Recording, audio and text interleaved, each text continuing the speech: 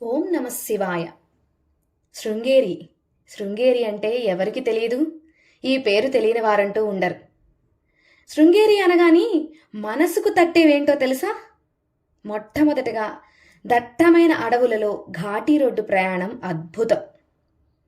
పచ్చని చెట్ల మధ్య సన్నటి వానజల్లుతో ఆ వాతావరణం మనసుకి కూడా ఆహ్లాదకరంగా ఉంటుంది. జీవితంలో ఒక్కసారైనా ఈ ప్రయాణాన్ని, ఈ అద్భుతాన్ని తప్పకుండా అనుభవించి తీరాలి. ఇప్పుడు ఇక్కడ కొన్ని విషయాలు తెలుసుకుందాం. శృంగేరి శంకరాచార్యుల వారు ఇక్కడ పీఠాన్ని స్థాపించడానికి గల కారణం ఏంటి? శృంగేరి అనే పేరు ఎలా వచ్చింది? శంకరులు కైలాసం నుంచి తీసుకొచ్చిన 5 శివలింగాలలో ఇక్కడ ఒక శివలింగం ఉంది. ఆ శివలింగాన్ని ఏమని పిలుస్తారు?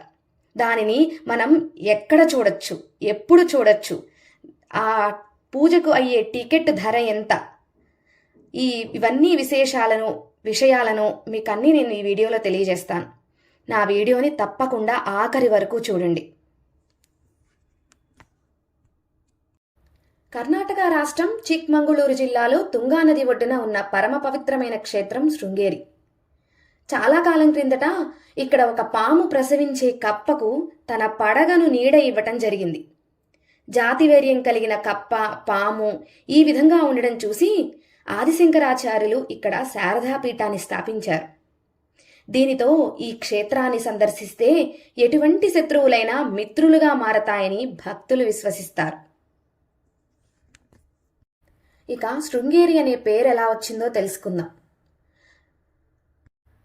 విభాండక మహర్షి కుమారుడైన ఋష్యశృంగ మహర్షి ఆశ్రమము శృంగేరి దగ్గరగా ఉన్న శృంగ పర్వతం. అందువల్ల దీనికి ఆ పేరు వచ్చిందని చెబుతారు. ఈ ఋష్యశృంగుడు రోమపాదుడిని పాలిస్తున్న అంగరాజ్యములో అడుగుపెట్టి ఆ రాజ్యాన్ని క్షామము నుండి విముక్తి కలిగించి వర్షాలు పడేటట్లు చేస్తాడు. అంతేకాకుండా ఈ ప్రాంతం ఎప్పుడూ వర్షాలతో సుభిక్షంగా ఉంటుందని చెబుతారు. దీంతో ఆ ప్రాంతంలో మిగిలిన ప్రాంతాలతో పోలిస్తే కొంత పచ్చదనం ఎక్కువగా ఉంటుంది.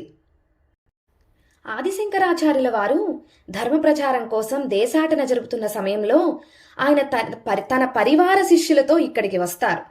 ఆ సమయంలో ప్రసవిస్తున్న ఒక కప్పకు ఒక పాము తన పడగతో నీడ కల్పిస్తుంది. బద్ధశత్రువులైన పాము, కప్ప మధ్య పరస్పర మైత్రిభావము చిగురించేలా చేయటానికి ఈ స్థలమే కారణమని భావిస్తారు. ఇంతటి మహత్తు కలిగిన ఈ ప్రాంతంలో తాను నిర్మించదలిచిన 4 మఠాలలో మొదటి మఠంను ఇక్కడ నిర్మిస్తారు. అదే శృంగేరి శారదాపీఠం. ఆదిశంకరాచార్యులు ఇక్కడ 12 సంవత్సరాలు గడిపారు. ఆ తరువాత దేశాటన జరుపుతూ పూరి, కంచి, ద్వారకలో మరో 3 మఠాలను స్థాపించారు. ఇవి ఇప్పటికీ ఇక్కడ ఉన్నాయి. ఇక ఆదిశంకరులు అద్వైతం ప్రచారం చేయటానికి నెలకొల్పిన 4 మఠాలలో శృంగేరి శారదా మఠం మొదటిది. దీనినే దక్షిణాన్నాయ మఠంగా చెబుతారు. హిందూ సనాతన ధర్మాలను ఈ పీఠాలు పరిరక్షిస్తూ ప్రచారం చేస్తుంటాయి. ఇక్కడ పీఠాధిపతులను సాక్షాత్తు శంకర స్వరూపంగా భావిస్తారు. ఇక శారదాంబాదేవి ఆలయం గురించి తెలుసుకుందాం. శారదాదేవి జ్ఞానానికి, విజ్ఞాన సర్వస్వానికి తల్లి. ఈ దేవాలయంలో ఉన్న అమ్మవారిని శంకరాచార్యులు నెలకొల్పారని చెబుతారు. మండనమిశ్రుని భార్య అయిన ఉభయభారతి ఇక్కడ విగ్రహంగా మారిపోయిందని స్థల పురాణం. మొదట ఇక్కడ చందనంతో చేసిన విగ్రహం ఉండేది. ఆ చందన విగ్రహాన్ని 14వ శతాబ్దంలో విద్యారణ్య స్వామి పీఠాధిపతిగా ఉన్న సమయంలో రాతి మరియు బంగారు విగ్రహ ప్రతిష్ఠ చేశారని తెలుస్తుంది. ఆలయ పరిసరాలు 20వ శతాబ్దం వరకు చెక్కతో నిర్మించబడింది. అగ్ని ప్రమాదం జరగటంతో పాత దేవాలయపు స్థానంలో కొత్త దేవాలయాన్ని నిర్మించారు. జీర్ణోద్ధారణ జరిగిన ఆ ఆలయ ప్రాంగణం అంతా ద్రవిడ దేవాలయ నిర్మాణ శైలిలో జరిగింది.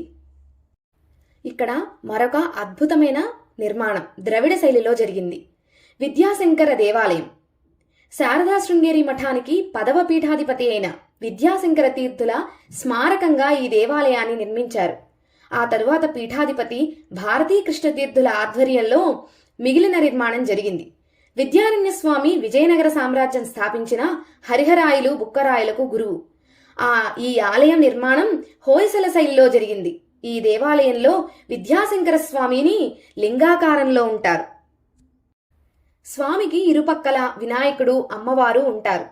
ఈ దేవాలయం లోపలి మండపంలోని స్తంభాలపై 12 రాసులు చెక్కి ఉంటాయి. ఆలయ నిర్మాణం గవాక్షాల ఏర్పాటుకి సూర్యకిరణాల నెలలు ప్రకారం ఆయా రాసుల మీద పడేటట్లు చేయబడింది. ఇంకో విశేషం ఏంటంటే మండపంలోని స్తంభాలపై ఉన్న గుండ్రపు రాళ్లు గోళాకారంగా సింహపు నోటి నుండి బయటకు జారునట్లుగా చెక్కారు. ఇవి సింహం నోటిలో ఉన్నట్లు ఉంటాయి, కానీ గోళం అంచుల సింహం నోటికి తగిలినట్లు ఉండి జారిపడతాయి అనిపించేటట్లుగా అద్భుతంగా చెక్కారు. ఇక తుంగానది గురించి తెలుసుకుందాం. శృంగేరి తుంగానది ఒడ్డున ఉంది. తుంగానది ఇటు పక్కన విద్యాశంకర దేవాలయం, దాని పక్కన ఆలయానికి అనుసంధానంగా ఉన్న చిన్న చిన్న దేవాలయాలు ఉంటాయి. ఇక్కడ పూజామూర్తులకు అవసరమైన జలాన్ని ఇక్కడి నుంచే తెస్తారు. తుంగభద్రా నది అవతల ఒడ్డున నరసింహవనం ఉంటుంది. అభినవ విద్యాతీర్థ స్వామి వారు ఆధ్వర్యంలో తుంగభద్రా నదిపై విద్యాశంకర సేతువు నిర్మించారు. తుంగానదిలో అసంఖ్యాకంగా చేపలు నదికి ఒడ్డుకు వస్తుంటాయి. తుంగానదికి ఇక్కడ చాలా లోతు ఉంటుంది. అందువలన ఇక్కడ ఈత కొట్టవద్దని హెచ్చరికలు చేస్తూ ఉంటారు. ఇక నరసింహవనం గురించి తెలుసుకుందాం. నరసింహవనం పీఠాధిపతుల యొక్క నివాస స్థలం. ఇక్కడే శంకరాచార్యుల వారు తీసుకువచ్చిన 5 శివలింగాలలో ఒక శివలింగాన్ని ఇక్కడ పీఠంలో మనం చక్కగా చూడొచ్చు. ప్రతి ఒక్కరూ సందర్శించవచ్చు. సోమవారం నుండి గురువారం వరకు రాత్రి 9 గంటల నుంచి 10 గంటల వరకు చంద్రమౌళీశ్వర ఆరాధన జరుగుతుంది. దీనికి ప్రవేశ రుసుము కానీ టికెట్ కానీ ఏ రకమైనది ఛార్జ్ చేయరు. చక్కగా వెళ్ళి అక్కడ కూర్చుంటే అభిషేకాన్ని, చంద్రమౌళీశ్వర ఆరాధన చాలా చక్కగా జరుగుతుంది. ఆ ఆరాధన చూడటానికి 2 కళ్ళు సరిపోవు. కైలాసం నుంచి శంకరులు తీసుకొచ్చిన ఈ శివలింగం భోగలింగం అని అంటారు. ఇక శుక్రవారం మటుకు 8 గంటల నుంచి 10 గంటల వరకు జరుగుతుంది చంద్రమౌళీశ్వర ఆరాధన. ప్రస్తుత పీఠాధిపతి అయిన శ్రీ శ్రీ శ్రీ భారతీ తీర్థ మహాస్వామి వారి ఆశీస్సులు కావాలి అంటే టికెట్ కౌంటర్లో 600 రూపాయలు పెడితే స్వామి యొక్క దర్శన భాగ్యం కలుగుతుంది. ఇప్పుడున్న పీఠాధిపతులను తప్పకుండా మనం దర్శనం చేసుకోవాలి. వారు సాక్షాత్తు శంకర స్వరూపమే, ప్రత్యక్ష దైవం వారు. ఇప్పుడు ఎక్కడ నివసించాలో తెలుసుకుందాం. శృంగేరి మఠానికి ఆనుకొని చాలా హోటల్స్, రూమ్స్ ఉన్నాయి. ఇక శృంగేరి వారికి సంబంధించినదే రూమ్స్ కూడా అవైలబుల్ ఉంటాయి. డైరెక్ట్గా వెళ్ళి మాత్రమే అక్కడ మనం రూమ్ తీసుకోవడానికి అవైలబుల్ అన్నమాట. ఆన్లైన్లో రూములు ఉండవు. అలాగే ఇక్కడ భోజనం కూడా మఠంలోనే చేయొచ్చు. వారు ఉదయం మధ్యాహ్నం 1 గంట నుంచి 4 వరకు, మళ్ళీ రాత్రి 8 నుంచి 9 వరకు భోజనం పెడతారు. కానీ శృంగేరి వెళ్తే తప్పకుండా చంద్రమౌళీశ్వర ఆరాధనను మిస్ అవ్వద్దు. చాలా బాగుంటుంది. ఎందుకంటే అన్ని శివలింగాలని మనం చూడగలుగుతాం. కానీ శంకరులు తీసుకొచ్చిన 5 శివలింగాలలో ఈ శివలింగాన్ని మటుకు, భోగలింగాన్ని మటుకు ఇక్కడ మటుకు మాత్రమే మనం చూడగలము. మిగిలిన ప్రదేశాలలో అంత తేలికగా దర్శనమయ్యే శివలింగాలు కాదు. కాబట్టి ప్రతి ఒక్కరూ శృంగేరి శారదాంబాదేవిని దర్శించి, శంకరాచార్యుల వారిని స్మరించి, విద్యారణ్య స్వామి వారిని చూసి, ప్రస్తుత పీఠాధిపతుల ఆశీర్వాదం తీసుకొని ఒక రాత్రి అక్కడ నిద్ర చేసి తెల్లవారి మళ్ళీ మీ తిరుగు ప్రయాణాన్ని మొదలుపెట్టండి.